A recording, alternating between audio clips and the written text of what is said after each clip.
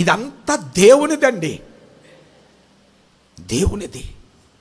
మనం ప్రార్థన చేస్తే దేవుడు మనకి ఇవ్వబోతూ ఉన్నాడు, దేవుడు మనకు ఇవ్వబోతూ ఉన్నాడు. దేవునికి స్తోత్రం కలుగును గాక. హల్లెలూయా. ఎంతమంది నమ్ముతూ ఉన్నారండి? యాకోబుతో మాట్లాడిన దేవుడు ఈ పగలు నీతో కూడా దేవుడు మాట్లాడుతూ ఉన్నాడు. నీ ప్రయత్నాలన్నీ, నీ ఆలోచనలన్నీ, నీ తలంపులన్నీ లోక ప్రకారంగా నిన్ను మోసగించే మనుష్యులు లోకములో నీకేమీ ఇవ్వలేరు. నువ్వు దేవుని దగ్గర ఏడుస్తే దేవుడు నీకివ్వబోతూ ఉన్నాడు. దేవునికి స్తోత్రం కలుగును గాక. హల్లెలూయా. దేవుడు ఏమంటున్నాడంటే, మొదటిగా నీ సంతానమునకు ఇచ్చెదను. తర్వాత 14వ వచనములో దేవుడు అంటా ఉన్నాడు, రెండవది నీ సంతానము నీ మూలముగా, నీ సంతానము మూలముగా ఆశీర్వాదింపబడును. ఏమండి, దేవుడిచ్చింది ఆశీర్వాదం ఎప్పటికీ ఉంటుందండి. మొదటిగా దేవుడు అన్నాడు, నేను నీకు ఇవ్వబోతూ ఉన్నాను. రెండవదిగా దేవుడు అంటా ఉన్నాడు, నీ సంతానము భూమి మీద ఆశీర్వాదకరముగా ఉండబోతూ ఉన్నారు. నీ పిల్లలు దీవెనకరముగా ఉండబోతూ ఉన్నారు. నీ బిడ్డల వల్లే అనేక మంది దీవించబడబోతూ ఉన్నారు. నువ్వు దేవుని దగ్గర ఎందుకు రావాలి? దేవుని మందిరములోనికి ఎందుకు రావాలి?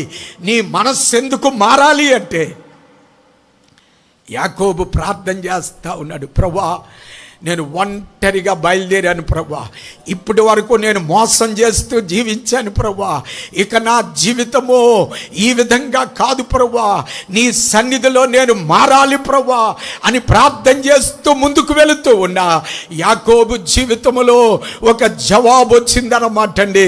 యాకోబు, నేను నీకు ఇవ్వబోతూ ఉన్నాను, నేను నీ సంతతిని ఆశీర్వాదించబోతూ ఉన్నాను. దేవునికి స్తోత్రము. మూడవ ఆశీర్వాదము 15వ వచనములో, నేను నీకు తోడయుందును, నీవు వెళ్ళు ప్రతి స్థలములో నేను నిన్ను కాపాడుదును, మరలా నువ్వు ఎక్కడికి వెళ్ళినప్పటికీ నేను తిరిగి నిన్ను మరలా రప్పించెదను. ఇదేమిటంటే ఒక సాక్ష్యం అన్నమాట అండి. సాక్ష్యము. ఏమీ లేకుండా నీ జీవితము, నీ ప్రయాణము ప్రారంభమైంది. మరలా నేను నిన్ను తిరిగి ఆశీర్వాదము చేత తీసుకొని రాబోతూ ఉన్నాను. ఒంటరిగా ఉన్న నీవు అనేక వేల మందిగా తీర్చబడబోతూ ఉన్నావు. ఆమేన్. అది సాక్ష్యం అండి. ఈ పగలు దేవుడు నిన్ను సాక్షిగా వాడుకోబోతూ ఉన్నాడు. నీకు కావలసింది దేవుడు ఇవ్వబోతున్నాడు. రెండవది, నీ బిడ్డల్ని దేవుడు ఆశీర్వాదకరముగా చేయబోతూ ఉన్నాడు. మూడవది, దేవుడు నీకు తోడుగా ఉండబోతూ ఉన్నాడు.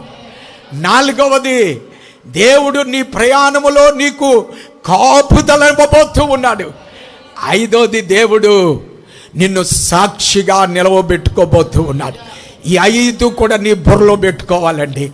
దేవుని మందిరానికి నువ్వు ఎందుకు వస్తూ ఉన్నావంటే, దేవుడు నీకు ఇచ్చే ఆశీర్వాదాలు. ఎంతమంది నమ్ముతూ ఉన్నారు? దేవునికి స్తోత్రం కలుగునుగా. లోకములో దొరకనివి, లోకములో నువ్వు పొందుకోలేనివి దేవుని మందిరములో నువ్వు పొందుకోబోతూ ఉన్నావు. దేవుని మందిరములో నీకు అవసరమైనవన్నీ దేవుడు ఇవ్వబోతున్నాడు. దేవుని మందిరములో నీ బిడ్డల్ని దేవుడు దీవించబోతూ ఉన్నాడు. దేవుని మందిరములో దేవుడు నీకు కాపుదలనివ్వబోతూ ఉన్నాడు. దేవుని మందిరములో దేవుడు నీకు తోడుగా ఉండబోతూ ఉన్నాడు. దేవుని మందిరములో దేవుడు నిన్ను సాక్షిగా ఉంచబోతూ ఉన్నాడు. నమ్మేవారందరూ గట్టిగా దేవుడికి స్తోత్రం చెప్దాం. అది దేవుని మందిరము యొక్క ఆశీర్వాదం అన్నమాట. దేవునికి స్తోత్రము.